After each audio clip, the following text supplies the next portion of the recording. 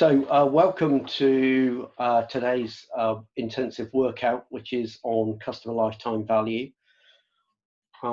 This is quite a interesting topic that's got many aspects to it, and we're going to cover quite a lot in the next 15 minutes. So as normal, the structure, I'll do a quick introduction to myself. If I could ask anybody who's just joined, if they could just place themselves on mute, that would be really helpful. So as previously, a quick introduction to myself. I'm Paul Innes. I run intensive marketing. As you see from the pictures at the bottom, I work with startups, corporates. I work and live in Oxford and work with the University of Oxford Incubator, and I do some work with a charity that supports elderly people. More importantly, let's get on to the topics this morning. We're going to deconstruct customer lifetime value. And as part of that deconstruction, we cannot avoid looking at customer acquisition costs. So we're going to touch on that as well. As always, we'll talk about where this model sits within the overall thinking of strategy and tactics and execution, and see what informs it and what it informs. Equally, we'll then reconstruct this, and we're going to use some really interesting examples today, some primarily digital, but also analog, so Netflix and Amazon, and then always we will do your questions at the end. And like I say, for every workout, please use the chat, please put your questions or your queries, and I'm tracking this as we go along, so I'll refer to the chat going through the session. So let's get straight into customer lifetime value. So the reality is, whether you are a startup, a corporate, chances are you're going to have a business model that is starting to think about being recurring. And when it's a recurring business model, you're focused on new customers, different pricing models, what the sales per customer is, extra sales per customer, how much it costs to acquire them digitally, how much it costs to acquire them from an analog point of view, what the competition are doing, and what your churn rate is. And there's so much to think about, really. How do you, and also investors, measure what matters with all of those variables? Well, one of the ways to do this is customer lifetime value. And what I've got there is a very quick formula, and I'll step through it and I'll deconstruct it in just a moment. So a couple of things is that actually this is not new in terms of thinking. Lifetime value came out of the relationship marketing thinking back in the last millennium, when there was no Google, no cloud, no analytic tools, no machine learning. And actually the principles are well founded. And this is where the theme, it costs 5 times to acquire a new customer than keep an existing customer, comes from. And so in effect, let's burst this out. So this is a simple formula, and there are many levels of sophistication and usage, but at its heart, it's your average profit that you make from a customer divided by your churn rate, which is the amount of customers that you lose versus the amount of customers that you keep and win. Okay, so let's just keep going on this. So let's use Netflix as an example. So if we take our average revenue per customer, which is ARPC, and for Netflix in 2018, in Q1, this was $115 per year.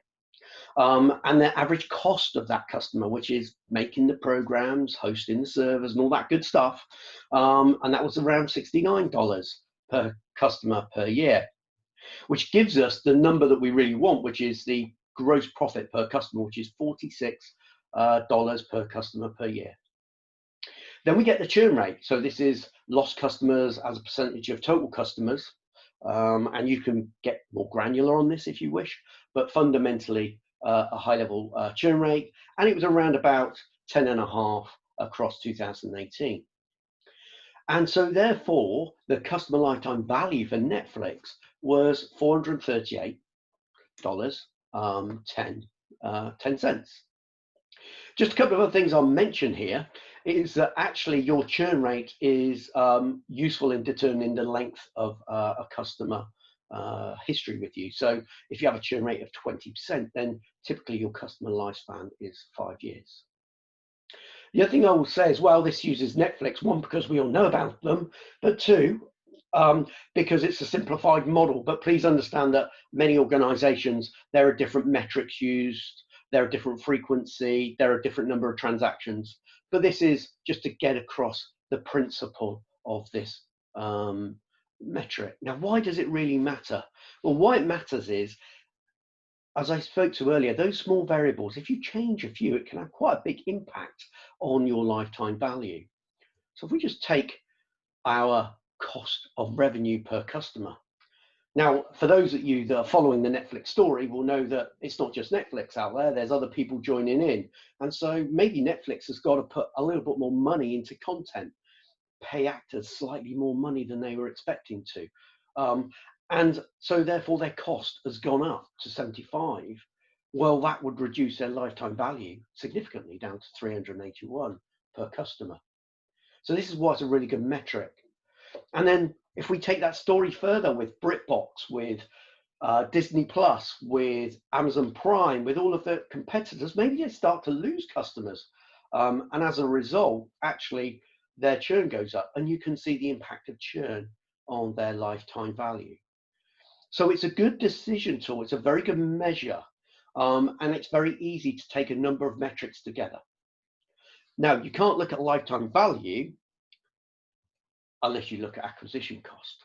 And this is really your sales marketing cost divided by your new customers.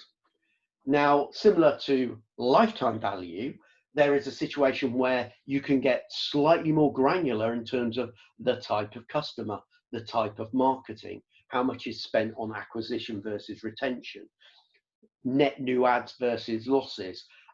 And you could look at this by region or by geography, a bit like the segmentation cubes we spoke about in the previous workout. So again, if we just use Netflix, globally, their marketing spend was 480 million over net new ads of 10 million in 2018. So it was costing them just under $50, $48 to deliver a lifetime value of 438, which from an investor's point of view, they may well have been looking at thinking, that's okay, that's a good business model, I like what Netflix are doing.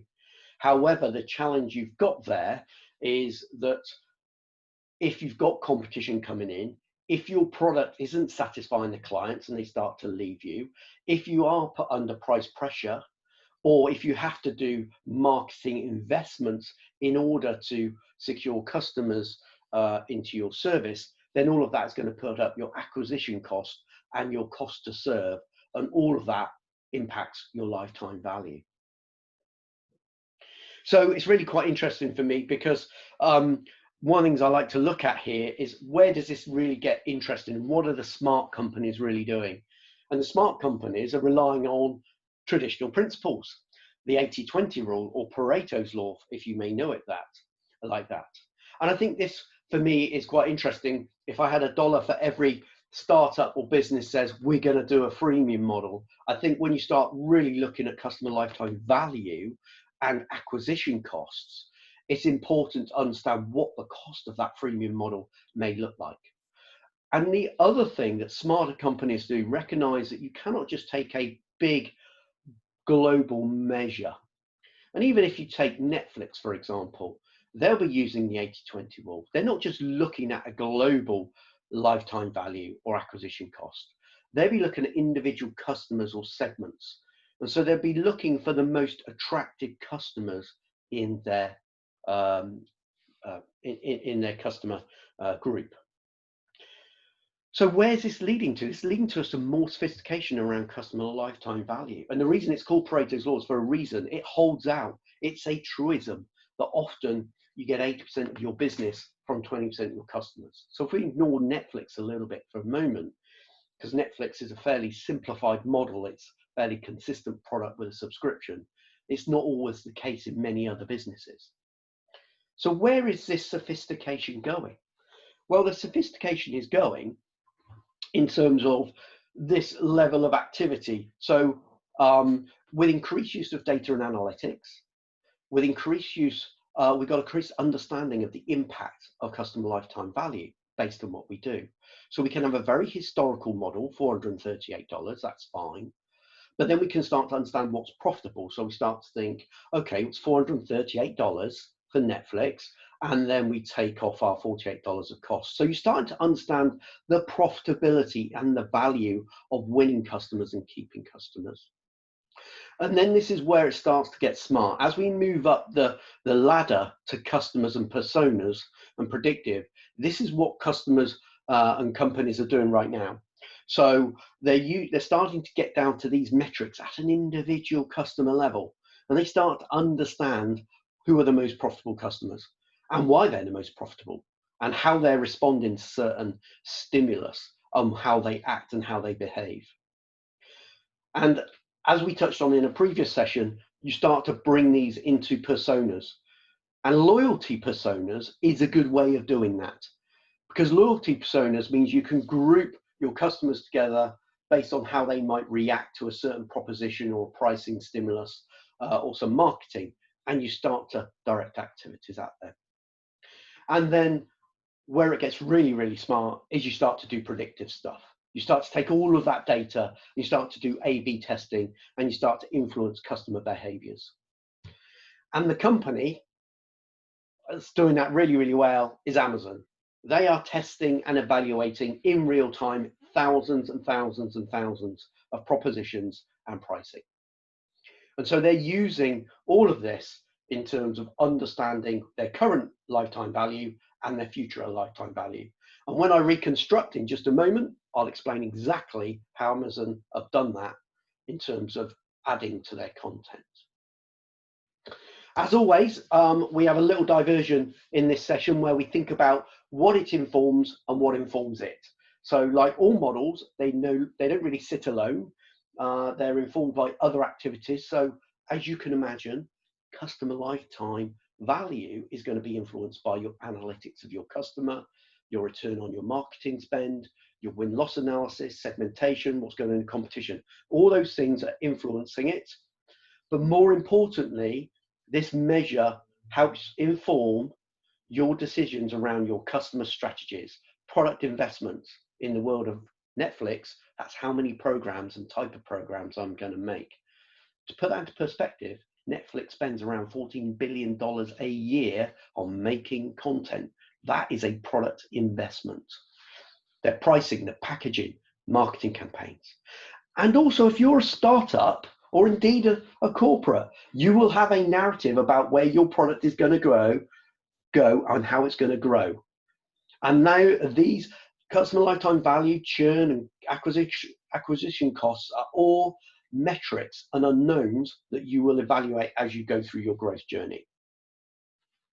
Okay, back to reconstructing lifetime value. So Amazon is using predictive customer lifetime value models. So if you just permit me, I've created some of my own Amazon loyalty personas, really just to illustrate how this may work, both on Amazon products and Amazon shopping personas. So if we take the blue Amazon product personas, at the very bottom we got our dotters. So the dotters are the people that bought an Alexa Dot, and that's it. We've got our primers, so they've got maybe an Echo Dot, plus maybe they got a Prime product of some form. That could be Prime Music. Then I'm saying we've got Bookish. So Bookish, they're people that maybe have Prime Unlimited and the Audible subscription. So they read and they listen to books. Then we're going further up that loyalty ladder, and we've got customers that are maybe our mass media customers. So they're taking on a lot more products and services from Amazon in terms of possibly books, audio, and music.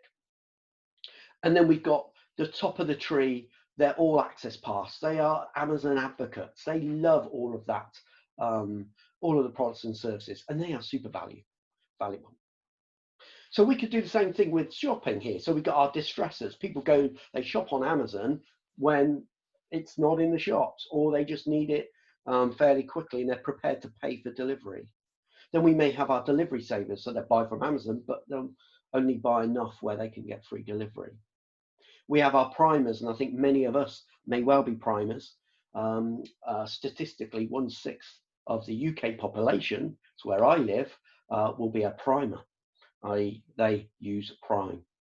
And then we start taking that behavior forward, and we have defaulters, people that go to Amazon first. So they no longer look in other channels. They think, oh, well, I'll check whether Amazon has it. And then moving even further up that ladder, not only are they buying gadgets and music and books and gardening equipment, they're starting to take their shopping to Amazon. And these are the Prime pantry people. Now, I've made these up, but I think they're a fair reflection of what might be going on.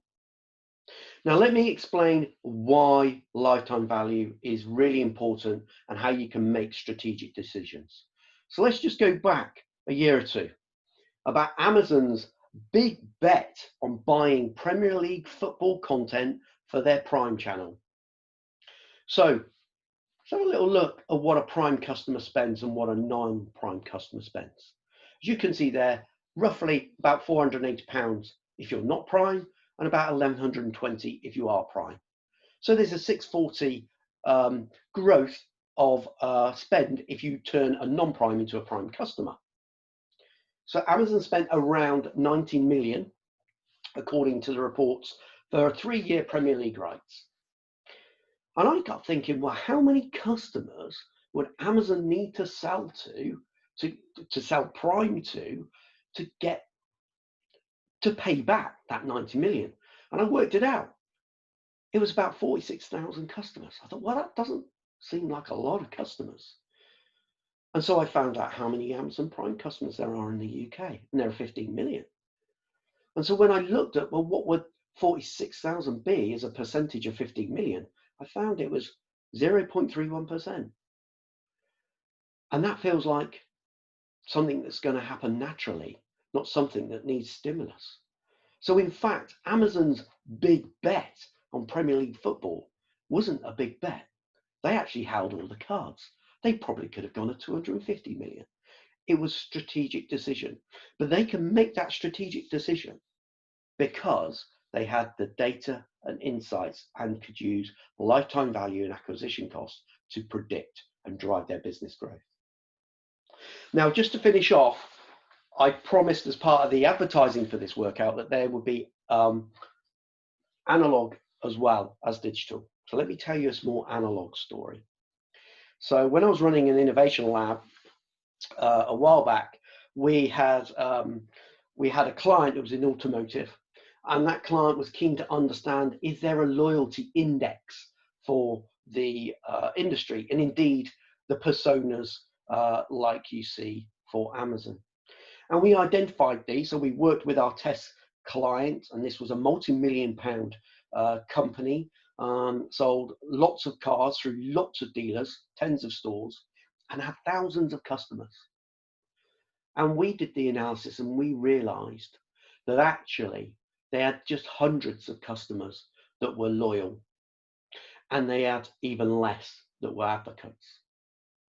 And so our recommendation, well, we have many, to the senior leadership team of that organization, was they were probably better off asking their general managers to pick up the phone and call their loyal customers and turn them into advocates, because they were worth 5 times what a regular bargain hunter customer was worth, rather than spending their time and energy and money on test drives, sales incentives, price discounts, and advertising in places like Auto Trader.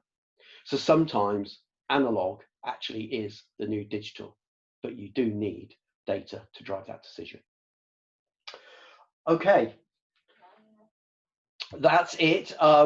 Just a quick shout out, and I'll take some questions in just a moment. Next week, we'll be going through Lean Canvas. You have my contact details there if you want to discuss any of these innovation models or anything that could apply to your business.